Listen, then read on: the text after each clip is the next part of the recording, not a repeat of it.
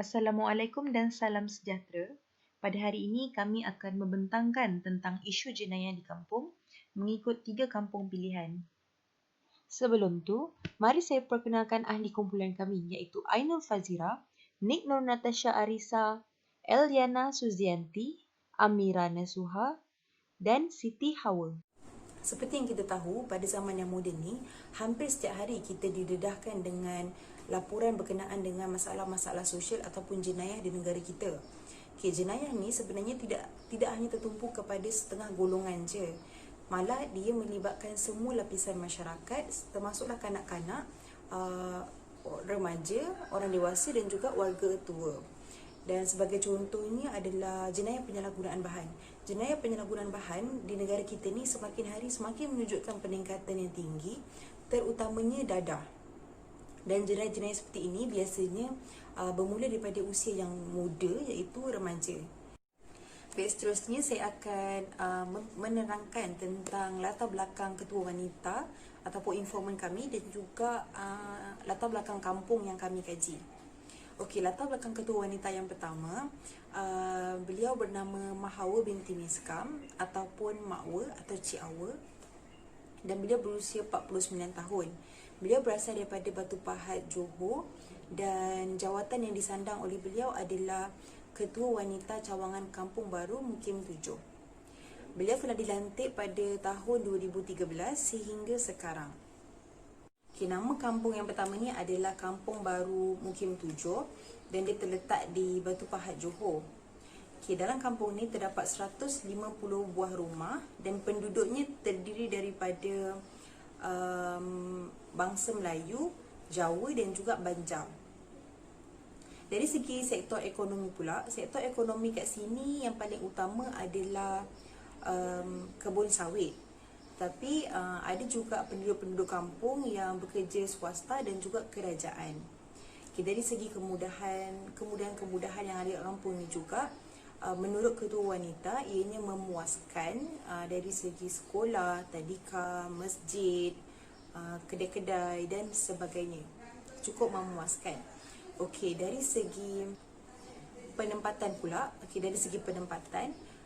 dalam kampung ni terdapat beberapa penempatan iaitu Kampung Baru tersendiri, Jalan Parit Adam, Jalan Parit Kerinci dan juga Jalan Parit Betong. Jadi ahli-ahli penduduk kat sini adalah sangat padat.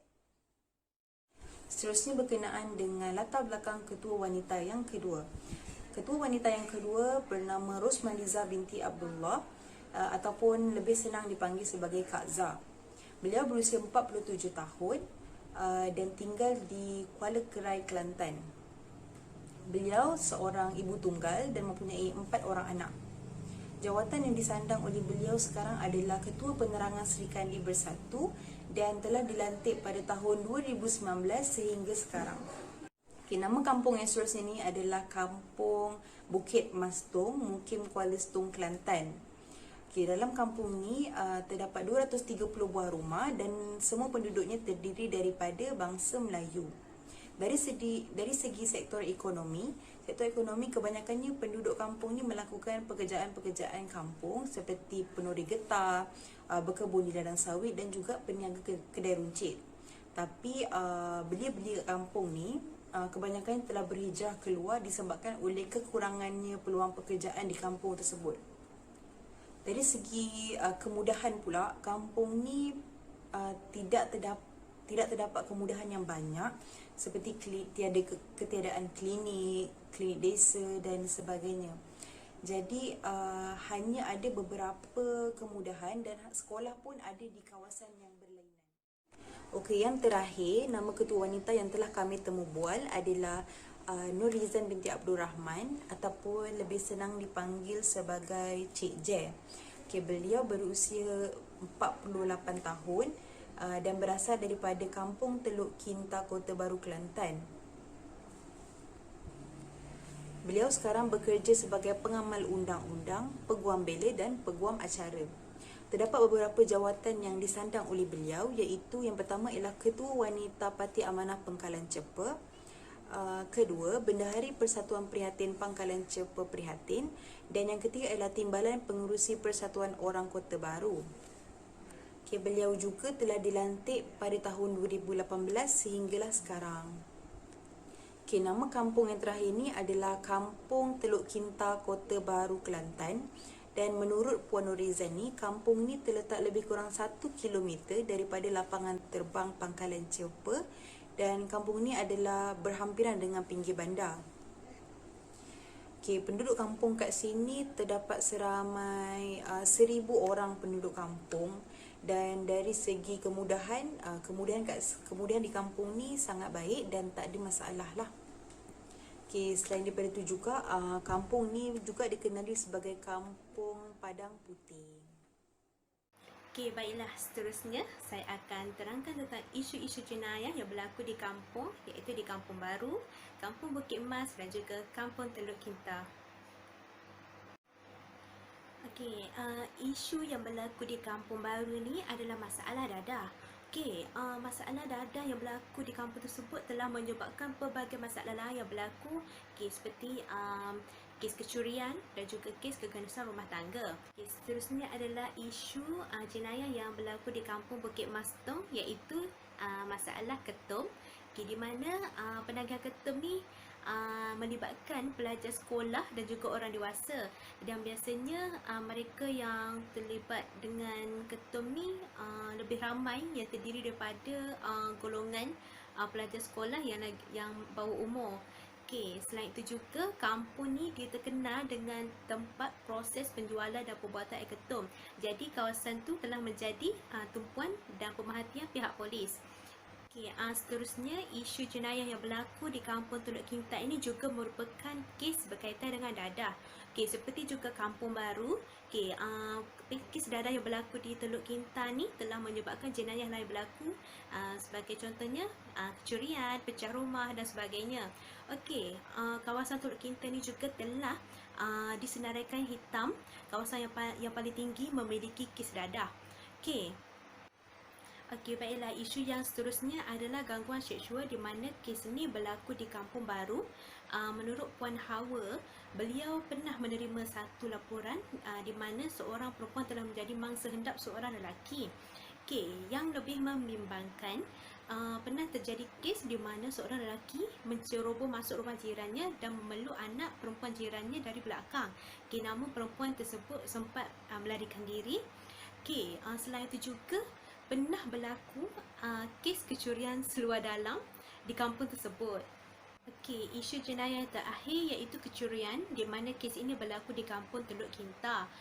Menurut Puan Norizan, biasanya kes kecurian ni berlaku dalam 2-3 kali dalam tempoh 3 bulan. Dan juga kes ini menyebabkan kerugian yang sedikit saja kerana penduduk kampung ni dia tidak menyimpan wang atau harta di rumah mereka. Selain itu juga, menurut Puan Norizan, pencuri yang selalu terlibat dengan kes kecurian ni adalah orang yang sama sahaja. Apabila mereka keluar mencuri, mereka masuk penjara, dan apabila mereka dibebaskan, mereka akan terlibat lagi dalam kes kecurian. Seterusnya, saya akan membentangkan tentang faktor-faktor tentang kewujudan isu jenayah yang berlaku di 3 kampung yang telah kumpulan kami pilih. Faktor pertama yang menyebabkan isu jenayah berlaku di Kampung Baharu disebabkan faktor keluarga. Hal ini disebabkan mengikut Ketua Wanita Puan Mahawa di kampung tersebut, kesibukan ibu bapa itu sendiri yang membuatkan anak-anak terlibat dalam isu jenayah, iaitu menghisap dadah. Selain itu, anak-anak juga terpengaruh dengan keluarga sendiri, kerana terdapat satu kes di mana ayah merupakan seorang penagih dadah dan anak telah mengambil langkah dengan mengikuti jejak ayahnya sebagai seorang penagih dadah. Di Kampung Bukit Mas Tong pula, mengikut Puan Rosmalizah, faktor keluarga disebabkan ibu bapa itu sendiri yang tidak mengambil berat tentang anak-anak mereka. Ibu bapa hanya bekerja tanpa mengambil tahu anak mereka pergi ke mana, berkawan dengan siapa, melepak di mana, dan melakukan aktiviti apa pada siang hari dan malam hari. Hal ini menyebabkan isu jenayah di Kampung Bukit Mas Tong, iaitu ketum, sangatlah meluas. Yang seterusnya adalah di kampung Teluk Kita, di mana mengikut Ketua Wanita Puan Norizan, hal ini menyebabkan faktor keluarga terjadi kerana keluarga melindungi anak-anak mereka sendiri yang terlibat dalam kegiatan jenayah seperti menghisap dadah. Hal ini kerana ibu bapa yang malu untuk memberitahu keluarga atau penduduk kampung yang lain bahawa anak-anak mereka terlibat dalam masalah jenayah di kampung tersebut. Kerana juga disebabkan ibu bapa yang mengambil mudah tentang jenayah yang dilakukan oleh anak-anak mereka. Faktor yang kedua adalah disebabkan faktor persekitaran. Di kampung Bukit Mastong, menurut Ketua Wanita iaitu Puan Rosmaliza, bahawa kampung Bukit Mastong merupakan satu port besar-besaran pembuatan kentong dan sebagainya. Hal ini menyebabkan penduduk kampung terlibat dalam kegiatan jenayah iaitu ketung dengan meluas. Faktor yang ketiga adalah disebabkan faktor rakan sebaya. Di Kampung Baharu, mengikut ketua wanitanya iaitu Puan Mahawa, anak-anak kampung mudah mendapat stok bekalan dadah daripada rakan-rakannya dari kampung sebelah yang masuk ke Kampung Baharu dan memberikan stok bekalan kepada anak-anak muda di kampung tersebut. Manakala di Kampung Bukit Mastong pula, faktor rakan sebaya berlaku adalah disebabkan anak-anak kampung ingin mencuba benda baharu iaitu penggunaan ketung dalam kehidupan seharian, dan mereka juga terpengaruh bahawa ketung ni berkhasiat untuk kesihatan. Di kampung Teluk Kinta pula, menurut Ketua Wanita Puan Norizan memberitahu bahawa faktor rakan sebaya ni disebabkan anak-anak muda dan golongan belia di kampung tersebut ingin diterima masuk ke dalam kumpulan sosialnya. Hal ini menyebabkan mereka terlibat dalam kegiatan jenayah di kampung tersebut. Faktor yang keempat yang menyebabkan isu jenayah berlaku di kampung tersebut adalah disebabkan faktor ekonomi. Di Kampung Teluk Kinta, menurut Ketua Wanitanya, Puan Norizan memberitahu bahawa anak-anak muda dan golongan belia memerlukan wang untuk membeli stok bekalan dadah. Maka dengan hal itu, jenayah seperti kecurian sering berlaku di kampung tersebut dengan masalah yang sama, iaitu melibatkan orang yang sama memasuki pecah rumah untuk mengambil wang, lalu mereka menggunakan wang tersebut untuk membeli dadah. Faktor yang terakhir iaitu faktor kelima yang menyebabkan isu jenayah berlaku adalah disebabkan faktor internet. Faktor internet ini sering berlaku dalam golongan muda di Kampung Bukit Baharu. Hal ini disebabkan kerana golongan muda ni terpengaruh dengan faktor internet sejak daripada awal perkembangan mereka lagi, iaitu mereka sering pergi ke CC, cyber cafe untuk melayari internet, dan hal ini menyebabkan berlaku gangguan seksual di Kampung Baharu tersebut. Menurut Puan Mahawa juga, hal ini disebabkan ibu bapa mereka tidak mengambil edah walaupun anak-anak terpengaruh dengan faktor internet secara meluas. Seterusnya merupakan pandangan tentang cabaran untuk mengatasi masalah jenayah. Antara cabaran yang dihadapi untuk mengatasi isu jenayah ini pertama sekali adalah disebabkan oleh sikap individu itu sendiri. Di mana mengikut Puan Mahawa, mereka ni tidak mempunyai kesedaran diri walaupun telah berkali-kali ditangkap, tetapi mereka masih lagi mengulangi kegiatan mereka iaitu terlibat dengan dadah. Cabaran yang seterusnya ialah tiada kerjasama dari keluarga. Di sini menurut Puan Mahawa, beliau tidak mendapat kerjasama dari ahli keluarga, kemungkinan kerana mereka malu dengan perbuatan anaknya yang terlibat dalam kes dadah. Manakala menurut Puan Rosmaliza juga menghadapi cabaran yang sama iaitu tiada kerjasama dari ahli keluarga.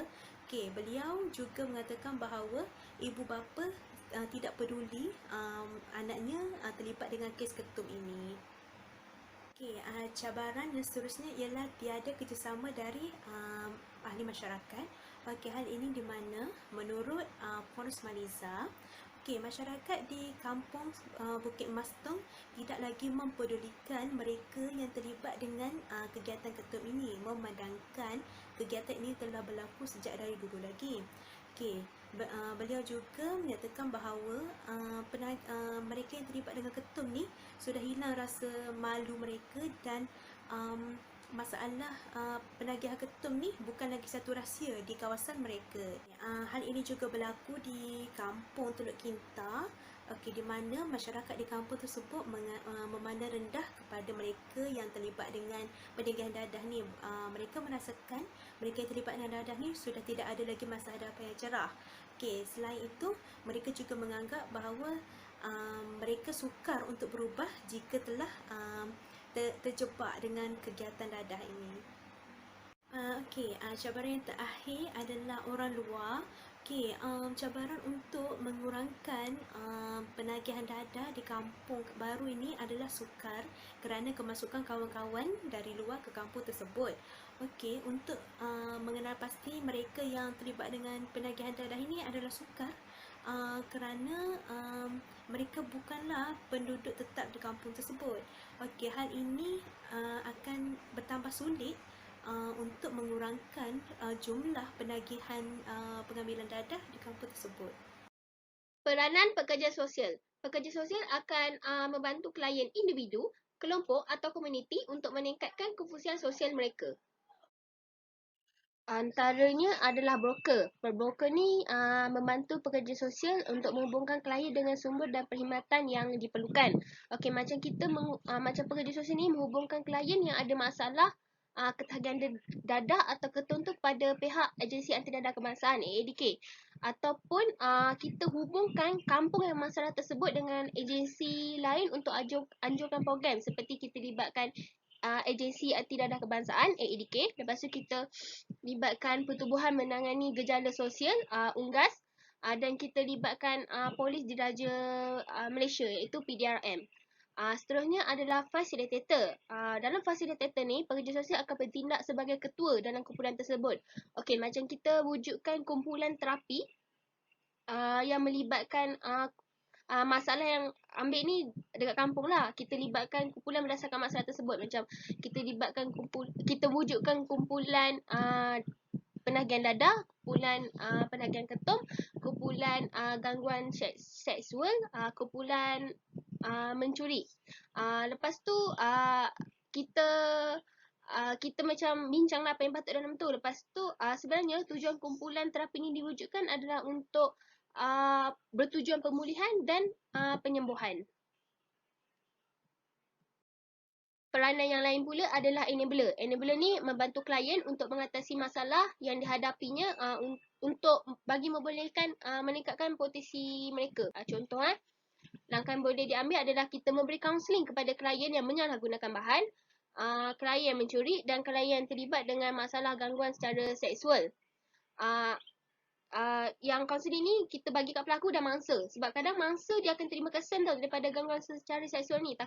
Daripada dia trauma dengan secara gangguan tu.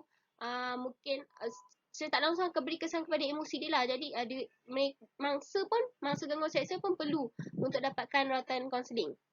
Langkah lain pula adalah kita masukkan penagih dadah ke pusat pemulihan. Lepas tu langkah lain macam kat kampung baru dia ada penagihan berulang tau. Jadi kita boleh ambil tindakan lepas dia keluar daripada pusat pemulihan tu, kita jangan hantar dia balik kampung dia sebab takut dia akan terjebak lagi. Sebab mungkin dari segi faktor sekeliling dia akan mempengaruhi dia balik. Next adalah advocate atau advokasi. Dalam peranan ni pekerja sosial akan menggalakkan kesaksamaan, keadilan sosial, memberi kekuatan untuk bersuara, bantu orang lain untuk mereka tahu hak mereka dan berperanan dalam mempengaruhi keputusan untuk masa depan klien.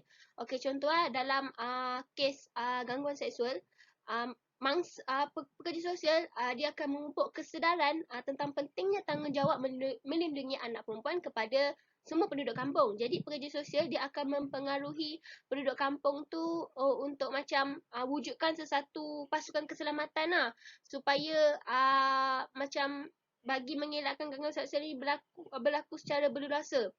Jadi kat sini secara tak langsung pekerja sosial dapat mewujudkan persekitaran yang selamat kepada penduduk kampung. Bukan saja kepada anak perempuan tapi kepada semua orang lah.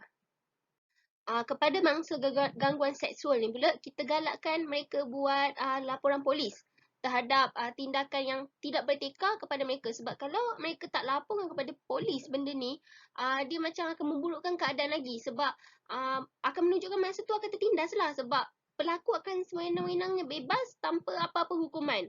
Jadi kat sini sekurang-kurangnya klien tu dapat memartabatkan marah dia sendiri atas gangguan seksual yang berlaku ke atas mangsa tersebut. Seterusnya adalah educator. Educator ni kita macam beri pendidikan kepada seseorang atau kelompok atau komuniti bagi membolehkan mereka dapat ilmu. Okey, macam kita beri pendidikan kepada penduduk kampung baru, kampung Bukit Mastong dan kampung Teluk Kinta berkaitan ilmu pengetahuan berkaitan bahayanya penyalahgunaan bahan tersebut, seperti dadah dan ketum tu lah. Jadi sekurangnya benda ni dia dapat menyedarkan sikap komuniti. Kan ada, boleh dikatakan ketiga-tiga komuniti ni ada juga penduduk kampung yang dia macam tak ambil peduli terhadap penagihan dadah atau ketum yang berlaku di kampung mereka. Jadi sekurangnya kita dapat macam sedarkan mereka lah berkaitan dengan ilmu yang kita bagi ni. Selepas tu adalah pendidikan yang diberikan juga adalah macam kita untuk sedarkan golongan muda bagi cegahkan mereka terlibat dengan masalah sosial yang berlaku di kampung mereka. Jadi sekurangnya kita dapat macam mengelakkan mereka, macam mengurangkan masalah sosial yang berlaku di kampung mereka lah dengan pendidikan yang diberi ini. Seterusnya adalah mediator. Dalam mediator ni, pekerja sosial akan bertindak sebagai pengantara untuk menyelesaikan masalah antara dua pihak yang memiliki masalah lah. Okey, macam yang berlaku dekat ketika di kampung ni, penduduk kampung atau pihak berkuasa kampung ni dia berhadapan masalah dengan ibu bapa tu sendiri. Sebab ibu bapa tu sendiri kadang-kadang dia melindungi anak dia, kadang-kadang dia tak, lepas tu dia tak nak bekerjasama dengan pihak berkuasa kampung tu atau penduduk kampung tu sendiri untuk selesaikan masalah. Jadi kat sini macam mana penduduk kampung atau pihak berkuasa kampung tu dia nak selesaikan masalah, sedangkan ibu bapa sendiri melindungi anak-anak mereka. Dan ada juga ibu bapa yang menangkan anak mereka. Jadi disebabkan tak ada kerjasama ni, jadi macam sukarlah untuk penduduk kampung atau pihak berkuasa kampung ni untuk ambil tindakan. Jadi kat sini pekerja sosial akan menjadi orang tengah. Macam lepas tu dia tak menangkan siapa-siapa. Dia tak menangkan ibu bapa yang anak dia ada masalah sosial, ataupun dia tak menangkan penduduk kampung. Tapi dia akan ambil jalan yang macam win-win situation. Jadi macam tak ada siapa kalah, tak ada siapa menang. Dia cuma macam lepas macam perbincangan dilakukan, pada situ macam okey, dia macam dia bagi adil. Keputusan yang diambil tu akan berlaku secara adil. Saya akan menerangkan tentang cadangan menangani isu sosial.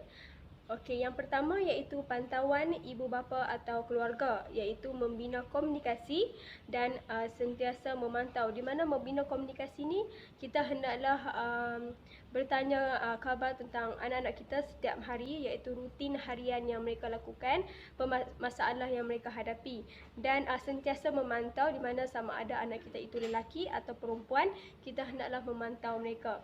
Seterusnya, menurut Puan Norizan, iaitu Ketua Wanita Pengkalan Cepa, Kelantan, mengatakan bahawa diberi pantauan dengan cara memberi kesedaran dan aktiviti untuk tidak terjebak dalam masalah sosial.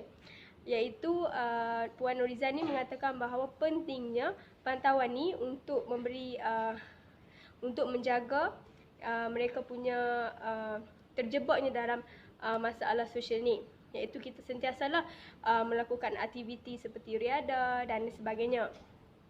Seterusnya kita hendaklah sebagai ibu bapa ni menunjukkan role model yang baik, di mana kita hendaklah memberi tunjuk ajar yang baik seperti melakukan nilai-nilai murni yang baik. Kemungkinan anak-anak pun akan mengikut kita dan menjauhi masalah sosial seperti membuat benda yang terlarang seperti penyalahgunaan bahan seperti dadah, ketum. Kemungkinan kalau mereka tak melihat perbuatan tersebut, mereka tidak akan mengikutinya. Seterusnya, apabila tidak memantau ni, mereka akan mudah dipengaruhi oleh rakan sebaya kerana kurangnya kasih sayang daripada ibu bapa di rumah maka mereka akan mencari rakan-rakan untuk meluahkan perasaan dan melakukan aktiviti-aktiviti yang tidak baik, serta terpengaruh internet. Apabila kurangnya pantauan ibu bapa ni, anak-anak akan amat mempengaruhi dalam internet. Seterusnya yang kedua iaitu kerjasama ketua kampung bersama pihak berkuasa, di mana saya telah merujuk satu akhbar di mana Raja Muda Perlis Tuanku Syed Faizuddin Putra Jamaludin mengatakan bahawa kerjasama antara polis dan masyarakat adalah penting untuk mewujudkan suasana harmoni untuk mereka bertindak dalam membantu untuk mencegah jenayah khususnya di kawasan perumahan. Di sini apabila kita melihat Tuanku Syed Faizuddin mengatakan pentingnya kerjasama polis pihak berkuasa ni dengan masyarakat. Apabila mempunyai kerjasama tersebut, kita akan bekerjasama untuk menangani masalah sosial yang berlaku di sesebuah perumahan tersebut. Seterusnya, kurangnya aktiviti dalam kelompok tertentu, seperti penagihan dadah, mencuri dan sebagainya. Apabila pihak berkuasa bekerjasama dengan masyarakat, masalah sosial yang berlaku di perumahan tersebut akan berkurangan dan kemungkinan tiada, kerana mereka mengetahui bahawa pihak berkuasa sering memantau di sesebuah kampung tersebut. Ini akan satu cadangan yang membolehkan ketua wanita ataupun mana-mana kampung ambil untuk mencegah masalah sosial ni di sesebuah kampung tersebut. Seterusnya, hubungan yang erat bersama pihak polis setempat untuk mengadakan rondaan secara lebih aktif. Seterusnya, saya akan menerangkan tentang peranan masyarakat dan komuniti, di mana adalah mengadakan rondaan, di mana PDRM ni hendaklah melakukan rondaan. Ini adalah kerana menjauhkan kegiatan jenayah atau sebagainya di sekitar kawasan kampung tersebut. Seterusnya iaitu rukun tetangga. Rukun tetangga ni seperti yang kita tahu, kerjasama antara penduduk kampung mempunyai carta organisasi tertentu, iaitu seperti ketua kampung, pengurusi, semestinya berkesan dalam menjaminkan tahap keselamatan sesuatu komuniti.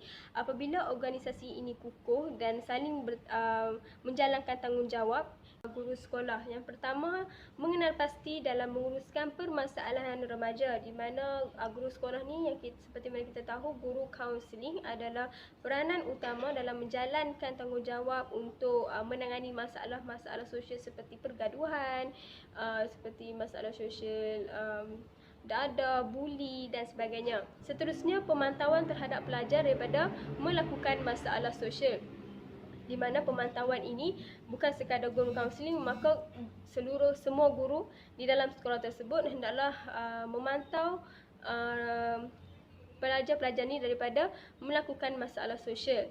Yang ketiga iaitu pemantauan melibatkan PIBG, iaitu Persatuan Ibu Bapa dan Guru-Guru, di mana apabila guru-guru ni tidak mempunyai lebihan masa kerana kekangan kerja-kerja tertentu, maka PIBG ini ditubuhkan untuk kerjasama antara ibu bapa dan guru-guru. Seterusnya iaitu berkaitan peranan kerajaan. Peranan kerajaan ini adalah induk utama dalam menangani masalah sosial tersebut. Seterusnya, penguatkuasaan undang-undang, iaitu menurut Ketua Polis Johor, Datuk Wan Ahmad Naimuddin Muhammad, saya rujuk di Astro Awani Online, di mana pihak ini tidak teragak-agak untuk mengambil tindakan yang tegas terhadap ibu bapa yang membiarkan anak-anak mereka berada di luar rumah dan melibatkan aktiviti berkenaan yang tidak kita ketahui. Maka apabila polis dapat mengesan aktiviti yang diperlakukan oleh mereka, maka polis akan menangkap dan mengambil tindakan, iaitu mengikut Akta Kanak-Kanak 2001. Itu adalah tegasan daripada pihak polis untuk mengurangkan dan menangani masalah sosial tersebut.